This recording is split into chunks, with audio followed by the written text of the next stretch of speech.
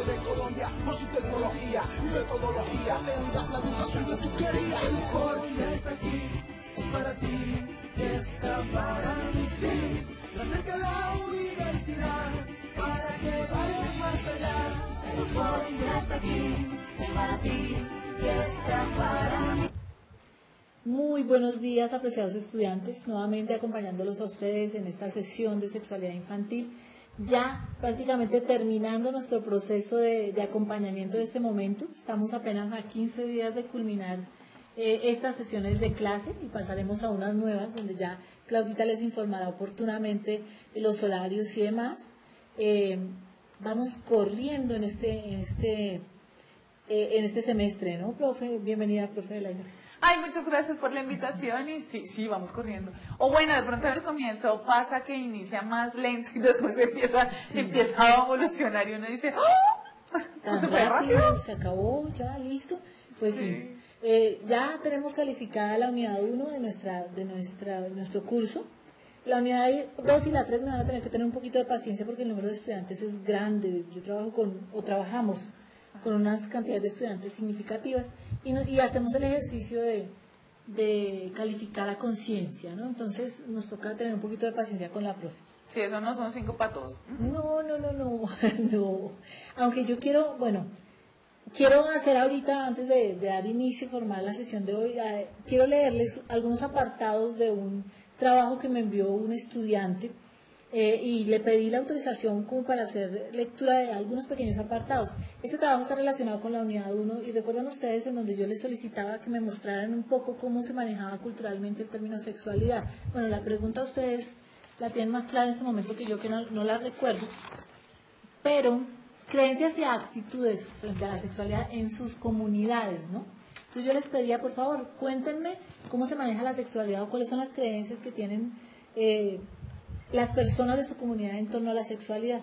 Muchos me describían la sexualidad como algo absolutamente erótico, absolutamente relacionado con los genitales, pero una persona, o varias personas, porque muchos me los describieron de una forma muy bonita, esta persona me hizo un acercamiento a cómo la cultura ve la sexualidad en términos del cuidado del todo, del cuidado del sí mismo, del cuidado del ambiente, del cuidado, bueno.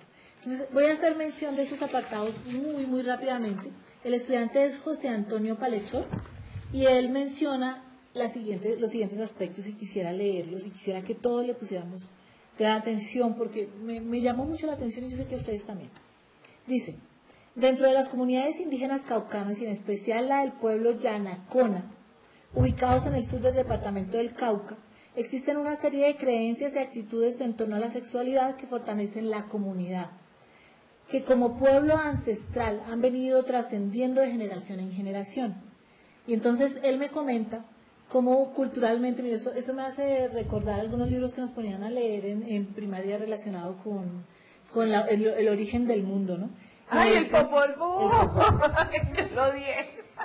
Y me describe el estudiante lo siguiente: del amor entre tapucus, que son los seres del vapor, y no sé si lo estoy leyendo bien, pero bueno, haré mi esfuerzo, y cuishis,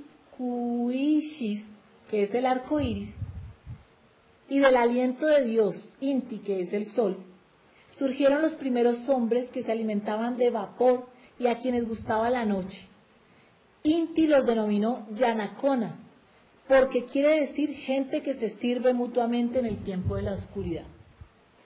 Se dan cuenta que la sexualidad puede ser vista desde de muchas formas subjetivas. Es decir, aquí no me están hablando que la concepción del mundo se dio a través del encuentro de un hombre y una mujer. Me están hablando de unos seres hechos de vapor, me están hablando del arco iris, me están hablando del sol. Y dice: surgieron los primeros hombres que se alimentaban de vapor y a quienes les gustaba la noche.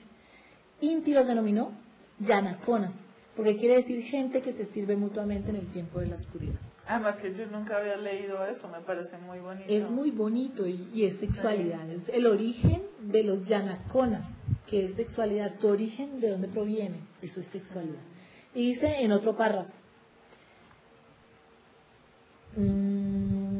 espérame, me ubico, que la actitud frente a la sexualidad sea cada día más ligada a las tradiciones culturales y sociales que como pueblo tenemos.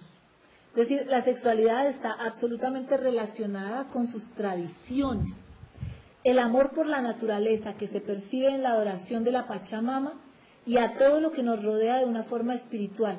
Somos complemento de un todo, hacen que veamos el mundo de una manera diferente, donde cada ser es respetado de acuerdo a su propósito y función de lo que vino a realizar en beneficio de los demás. El concepto de vida abarca e involucra a todo lo que pertenece y acontece en la comunidad, pues está destinado a la construcción de la memoria colectiva y personal. Y esta última parte me dice: en la integración comunitaria que se fortalece día a día, claro está que el machismo aún se sigue manteniendo en el contexto de la vida indígena, pero debido a las necesidades de carácter económico más que social, este aspecto ha venido paulatinamente disminuyendo. Dentro de este entorno cultural y comunitario hay tradiciones y creencias que fortalecen la sexualidad infantil, como la tradición oral. Ojo, cómo se construye y cómo se fortalece la sexualidad infantil a través de la tradición oral impartida desde maestros y antepasados y encaminada a las siguientes generaciones alrededor del fogón. Qué bonito.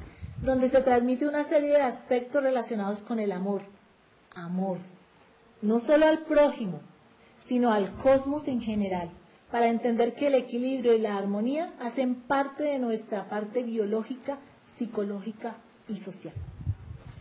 Pues, ¿qué tengo que decir? Este trabajo me pareció un ejercicio muy bien hecho, muy bien construido y una dimensión de sexualidad diferente. Entonces, muchísimas gracias a José Antonio Palechor por este trabajo. Muchísimas gracias. Muy bonito, la verdad es impactante, es un ejercicio diferente, sobre todo hace mucho énfasis, yo que he tenido la oportunidad de acompañarte en esta clase, recalca mucho y se evidencia que has generado un aprendizaje significativo en los estudiantes en cuanto a que la sexualidad no es solo genitalidad, sino como lo que de pronto ellos pensaban que era otra cosa, identifican que es sexualidad y lo comparten. A mí me gustó mucho, es muy bonito, es que la sexualidad está inmersa en la cultura, en las tradiciones, cómo se forman los niños en torno a la sexualidad, y él dice, no, en torno al fogón. Óyeme, qué lindo haber leído esos comentarios. Entonces, bueno, bienvenidos el resto de trabajos para la unidad 2 y 3, que me imagino que van a pulirlos mucho y que su proceso de cualificación cada vez va a ser mejor. Entonces vamos ahora sí a continuar con la sesión de hoy, vamos a verificar en las diapositivas qué es lo que vamos a trabajar el día de hoy. Bien, esta es la pregunta orientadora para el día de hoy, profe, no sé si me hace el favor de leerla.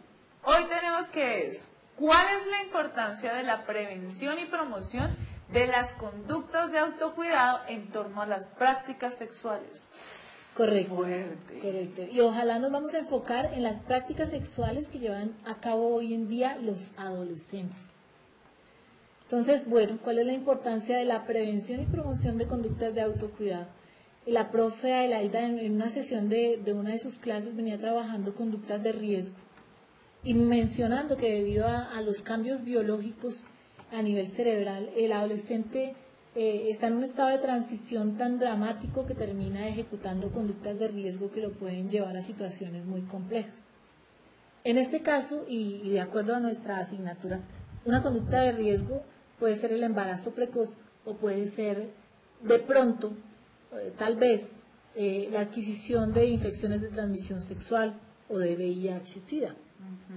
Entonces, bueno, ¿cuál es la importancia de promover y promocionar las conductas de autocuidado desde la escuela, ¿no? Porque estamos hablando de nuestro papel como docente. Profe, yo quisiera contarte una experiencia que fue un poco traumática para mí. Sí.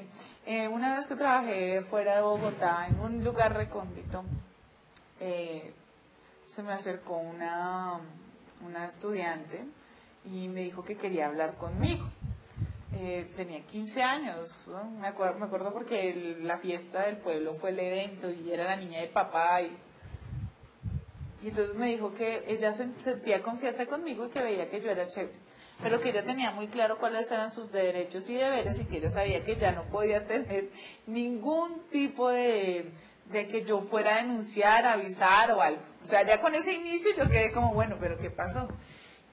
Y me preguntó algo que siempre me marcó. Me dijo, profesora, es que yo pertenezco a un grupo y nos gusta hacer orgías. Entonces, mi cara fue, ¿hacer orgías? Sí. Me dijo, ¿no sabe qué es una orgía? Entonces, pues obviamente yo necesitaba que ella me diera el contexto y le pregunté qué es una orgía. Me dijo, pues mire, somos 7 personas que nos encontramos en diferentes lugares para tener relaciones sexuales entre todos. Prácticas sexuales. Sí, prácticas sexuales. Pero entonces tenía preguntas sobre que si ellos utilizaban el condón a ellas, si les daba infección o no, cosas así que tocaba trabajar y pues en su primer momento uno recibe un baldado de agua fría porque uno queda, ¿qué? Primero, esa es una conducta de riesgo. Segundo, no ha habido una conducta de autocuidado. Me fue muy interesante que ella la solicitara, ¿sí? Porque casi siempre lo ven como un tabú, como un mito, como que si lo pregunto lo van a decir, y de una u otra manera poderse proteger a ellas y pues a los compañeros con estas prácticas sexuales. De hecho, prácticas que no son, honestamente, desde nuestra cultura y de nuestros valores, escuchar un caso así llama un poco la atención y probablemente escandaliza a muchos de nuestros estudiantes. Yo tratando de modular mi cara, yo no, sí, obviamente, porque choca totalmente con los valores que queremos promover, ¿no? La idea sí es que nuestros adolescentes se tomen el tiempo para iniciar sus prácticas sexuales de una manera responsable y no por el simple hecho de indagar, conocer y practicar. Entonces, sí, gracias, profe. Vamos otra vez a las diapositivas, por favor. Quedamos así. Sí, este tipo de cosas sí, chocan muchísimo con nuestros valores, con lo que queremos promover y nos llevan a generar unas conductas y unas situaciones que realmente no son las esperadas. Entonces, bueno, riesgos del adolescente en relación con sus prácticas sexuales o relaciones íntimas. La pregunta la hemos planteado ya desde la sesión anterior y es muy importante que ustedes ya la hayan venido trabajando y es ¿por qué algunos adolescentes se vuelven sexualmente activos a edad muy temprana?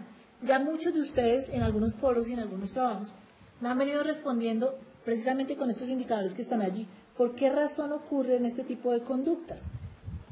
Relacionadas, bueno, ahí están. Con la desfiguración del proyecto de vida, muchos niños ya lo veníamos trabajando, crecen muy solos, sin ningún apoyo de un adulto que realmente les ayude a diseñar y encaminar un proyecto de vida. Además que es tabú. Casi siempre es difícil hablar. No, tú nunca vas a tener relaciones sexuales. Tú nunca vas a tener novio. Y si tienes novio ya sabes lo que le pasa. Y la exploración de su cuerpo y demás, lo que habíamos estado viendo. Sí. Y mientras se siga manejando como un tabú, pues obviamente se van a seguir presentando las conductas de riesgo. También están relacionadas con el abuso de sustancias psicoactivas, de alcohol, están relacionadas con el abuso sexual o con la posible prostitución y con el descuido parental.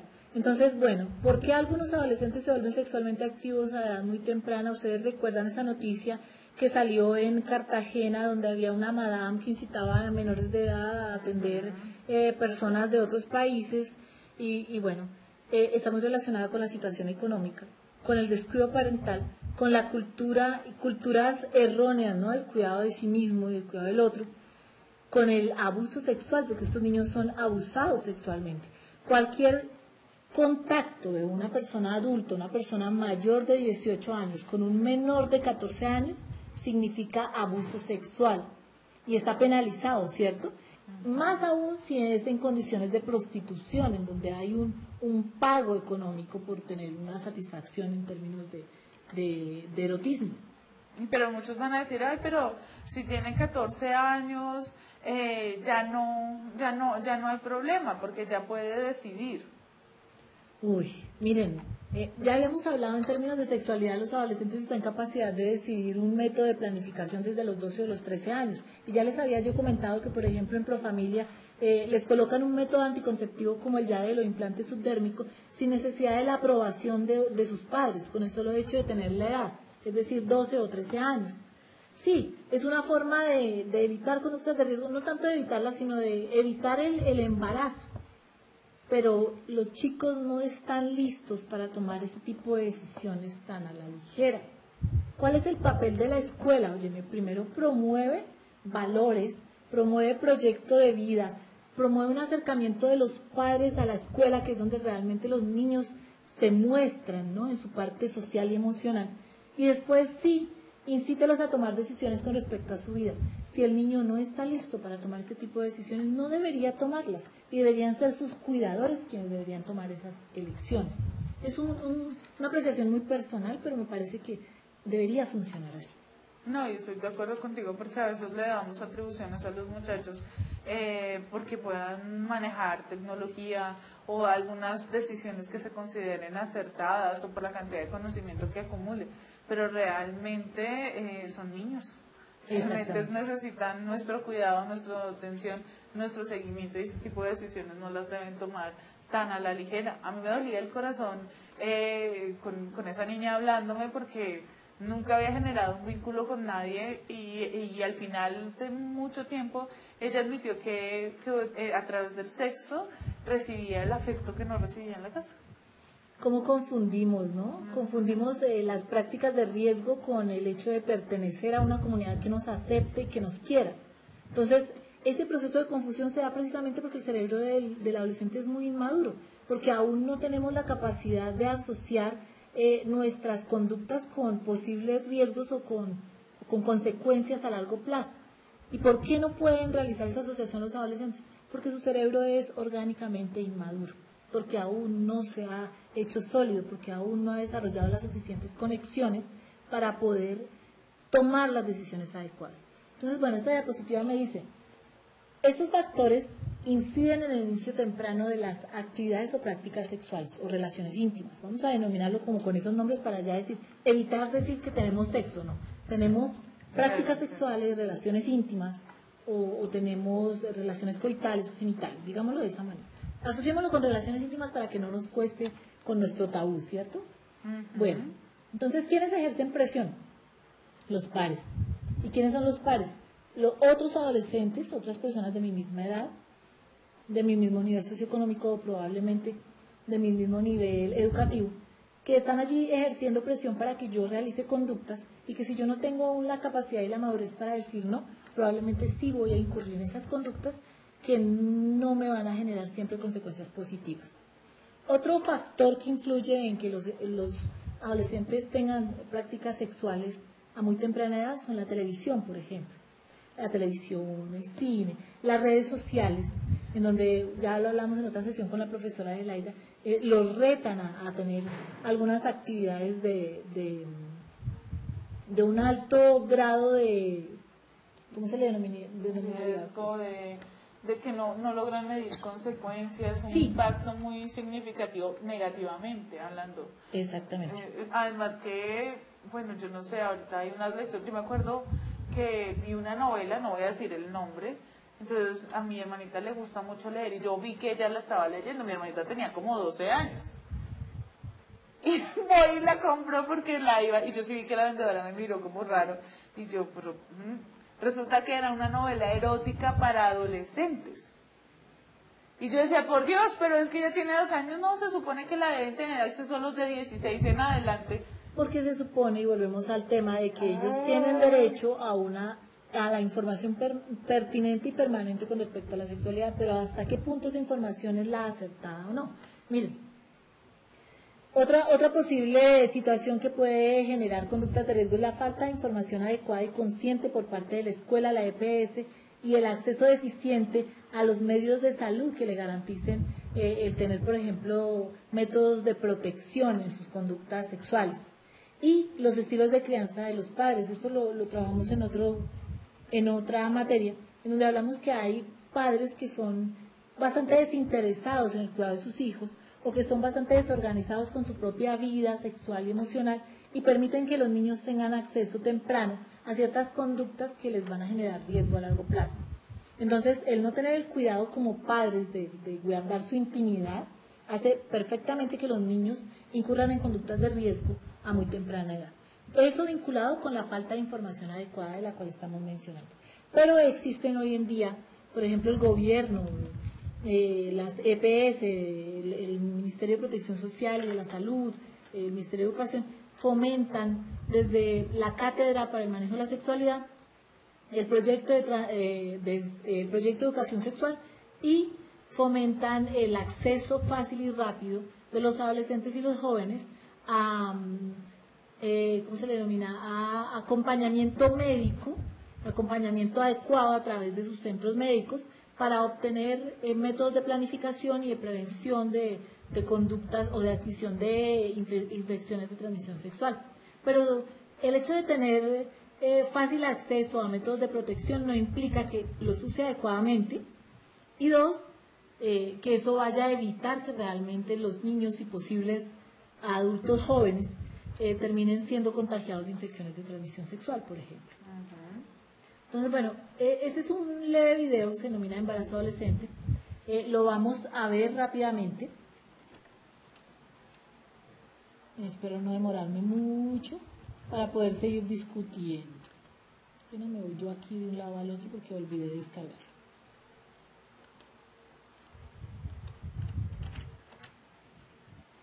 Entonces, Master, por favor, nos regalas tiempito para este video. En Colombia, 1 de cada 5 niños o adolescentes está o ha estado en embarazo. Cada año hay cerca de 7.000 nacimientos, hijos de niñas menores de 14 años, y más de 145.000 en adolescentes de 15 a 19 años. ¿Sabes qué significa esto?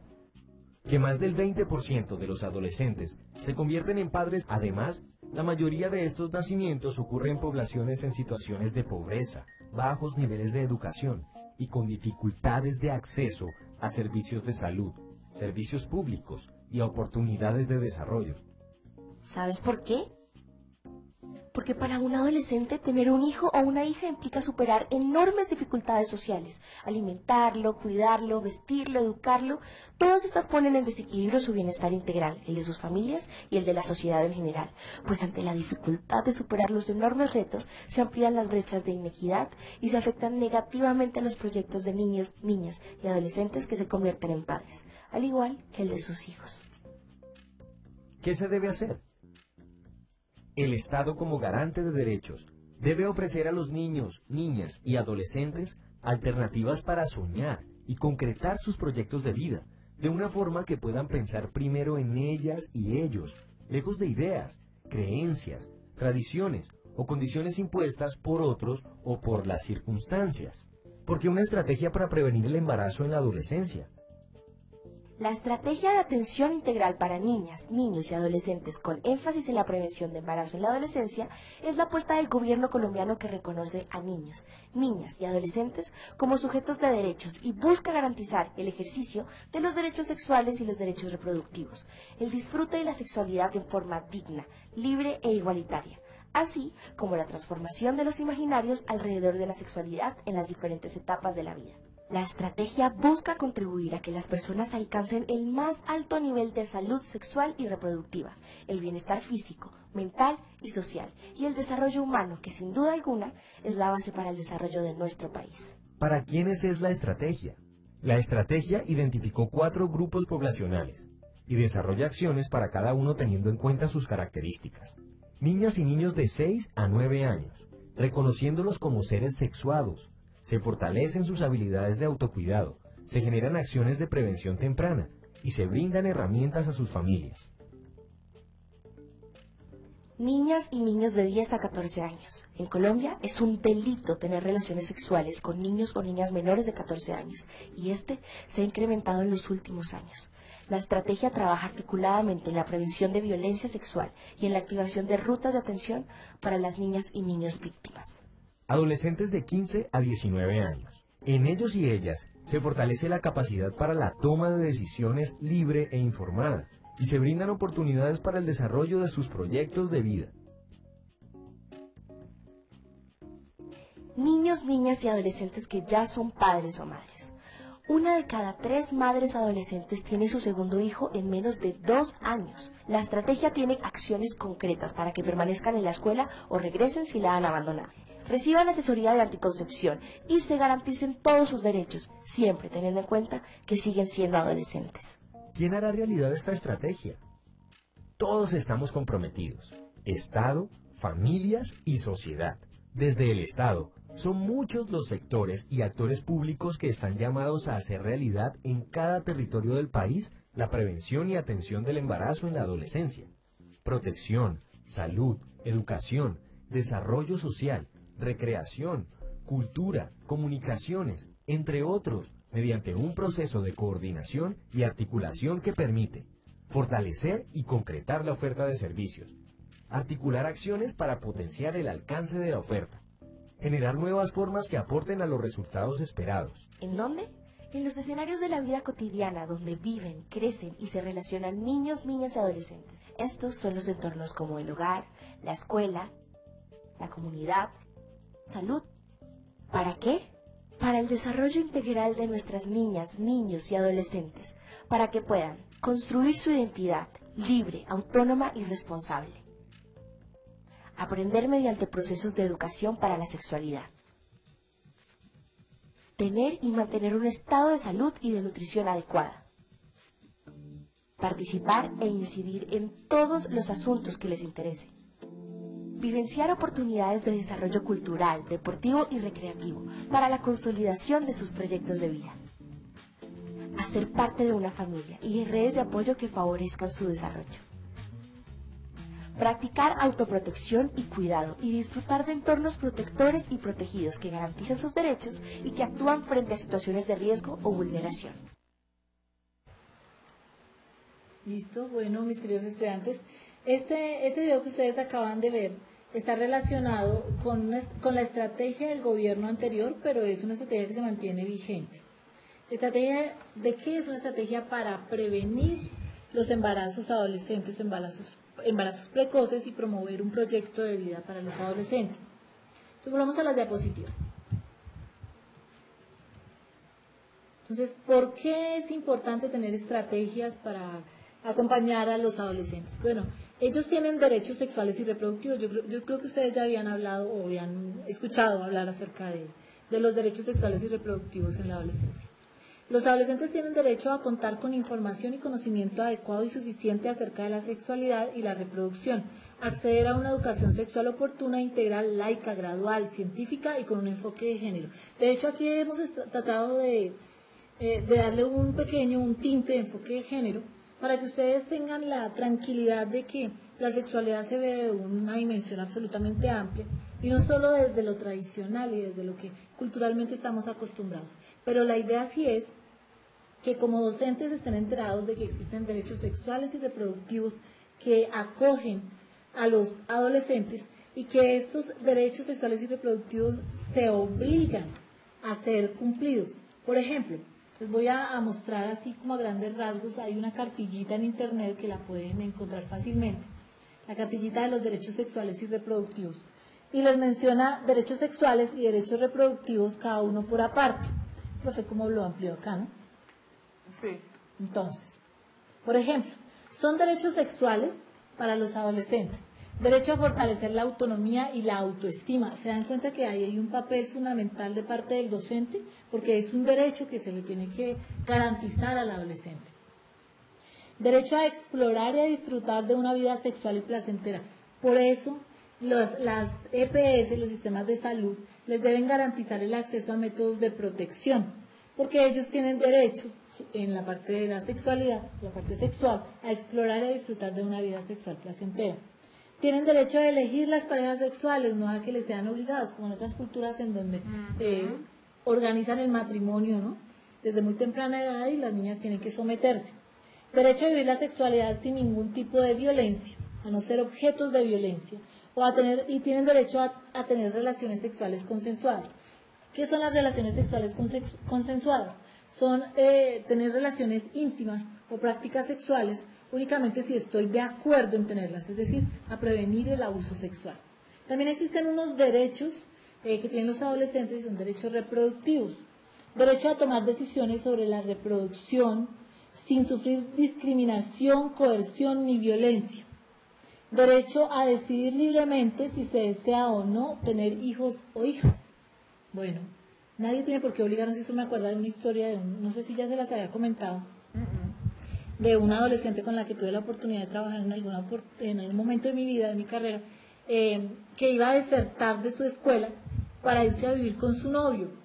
Pero la condición que tenía el novio era que ella tenía que embarazarse. ¿Y por qué la iba a llevar a vivir y ella tenía que embarazarse? Porque la iba a sacar en arriendo, o sea, dimensionen las condiciones de pobreza y demás. Le iba a sacar en arriendo un espacio en donde el piso no era de tierra, era un piso de cemento. Y para ella era, disculpen, estoy un poco enredada, ella era avanzar en su proyecto de vida porque iba a salir a vivir a unas condiciones ambientales mejores, aún teniendo en cuenta que le iba a costar el hecho de embarazarse tan tempranamente. Era una chica de 14 años, pero estaba decidida a hacerlo.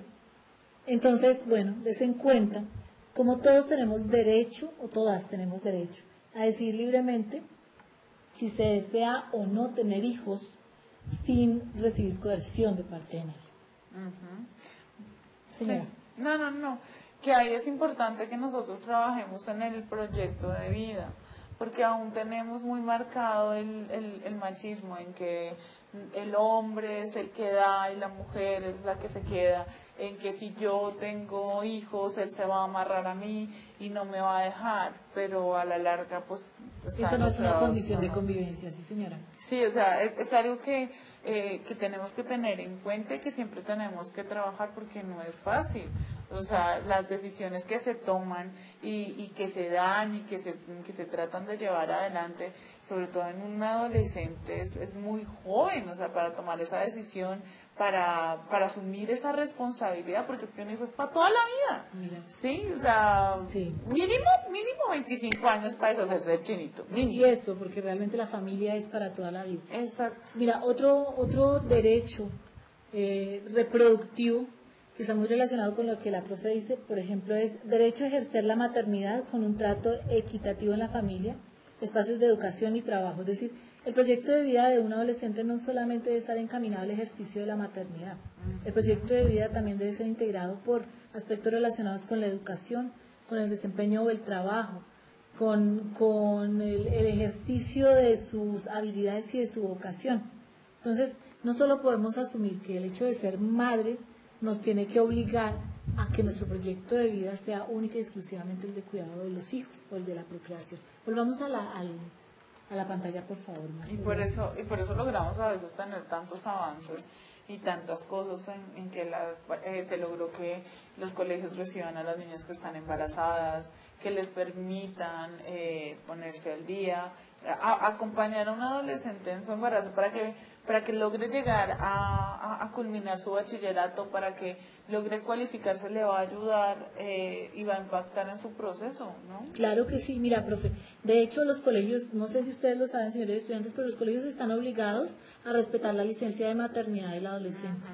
Entonces, durante ese tiempo, pues perfectamente ya puede realizar sus trabajos y tareas desde casa o presentarlos posteriormente a culminar la licencia. Es importante tener eso en cuenta porque hace parte de los derechos sexuales y reproductivos de los adolescentes. Está también el derecho, ya como lo venía mencionando, el derecho a acceder a métodos de anticoncepción moderna, incluyendo la anticoncepción de emergencia. Esto es un debate y yo sé que muchos de ustedes por su religión, por sus creencias, bueno, se van a escandalizar un poco, pero los métodos anticonceptivos de emergencia existen, por ejemplo, la píldora del día después. Le son garantizados a los adolescentes. Aunque chocan muchísimo con nuestro sistema de valores y con todo ese debate que se viene presentando en torno a que pueden ser métodos abortivos, pues ellos tienen acceso a ese tipo de métodos. No, y la verdad, les soy sinceros, a veces es preferible que tengan acceso a eso, porque yo en algún momento, no sé si les conté, tuve el caso de una adolescente, pues ella decidió tener relaciones sexuales, en esa ocasión no se protegieron, ella quedó en embarazo, se lo comentó, y le dijo que no, que eso no era de él, que ella era, bueno, el hecho es que ella tenía mucho miedo a las represalias de la mamá y de toda la sociedad y lo que venía en camino y sentirse sola, que ella pues buscó la manera de interrumpir el embarazo y lo único que se le ocurrió fue coger las agujas de crochet de la abuelita y se las introdujo en la vagina y trató de generar un aborto, pero lo que hizo fue, se lastimó tremendamente, no dijo nada por 3 días, se generó una infección terrible y me acuerdo que yo estaba de vigilancia en el patio y la veo verde, tenía un olor fétido y se desmayó. Ya el dolor era supremamente terrible, la hemorragia era espantosa, se llevó a urgencias y todo, pero tuvieron que hacerle una histerectomía a la edad de 14 años, lo tuvieron que quitar todo porque la infección, o sea, es como si se hubiera apuñalado por dentro. Profe, Entonces, hoy me siento como leyendo el espacio. Ay, perdón. lo que pasa es que, o sea, yo sé que es crudo, pero son historias que hemos tenido en nuestro trabajo, en trabajar con los colegios, trabajar con los niños, son historias reales y pues muchas veces nosotros mismos les ponemos el tabú, decimos que si hablamos de esto entonces las niñas se van a embarazar o los niños van a embarazar y a veces no nos damos cuenta de que son problemáticas reales, que son de aquí y ahora y que está en nosotros prevenirlas. ¿Sí? Yo sé que estoy un poco dramática hoy, estoy un poco salvaje, perdón. Un poquito no. Ya, prometo modular. Vamos a revisar el último derecho acá en la pantalla. Dice, derecho al acceso a los servicios integrales de salud y atención médica para garantizar la maternidad segura. Entonces, independientemente de que tengan CISBEN o tengan una EPS, los adolescentes tienen el derecho a recibir toda la atención médica relacionada con el acompañamiento médico de la gestación, incluyendo todo lo relacionado con cursos psicoprofilácticos y demás. Bien, volvamos a estas diapositivas que tenemos acá, revisando derechos sexuales y reproductivos. Profundamente. Listo. Y continuemos. Y en ellos también debemos promover y promocionar todo lo que es la importancia de la prevención y la adquisición de conductas de autocuidado en relación a no caer o no contagiarse de infecciones de transmisión sexual y VIH. Entonces, ¿qué pasa?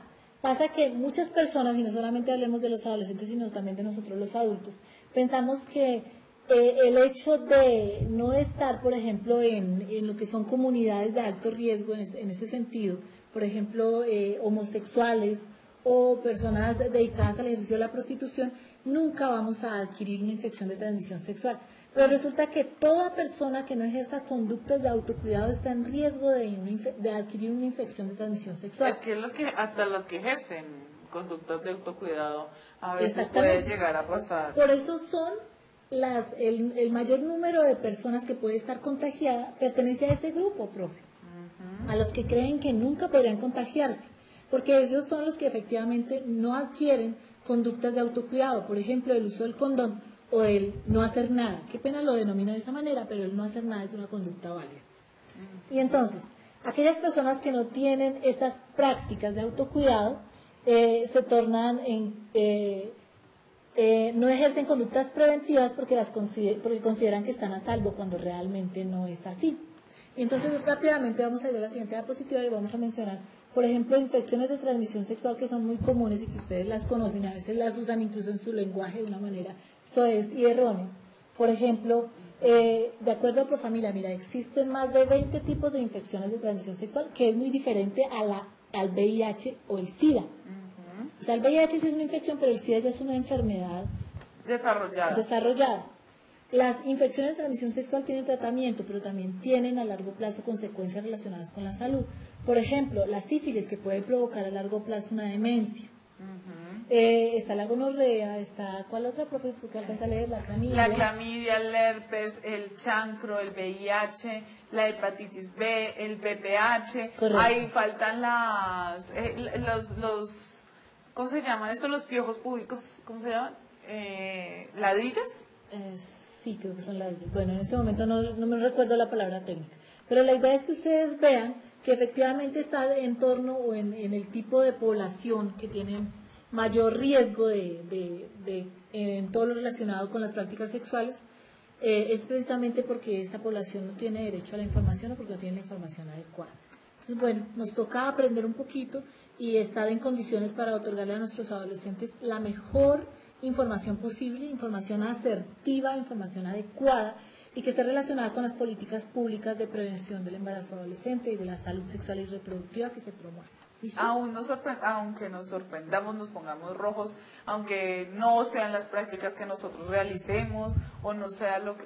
Escuchémoslos, démosles la oportunidad de que si hablan con ustedes los podamos escuchar y los puedan orientar, porque si usted lo rechaza no volverá a creer en una... Listo, mis queridos estudiantes, hasta aquí llegamos. Una feliz tarde. Muchísimas gracias por la atención.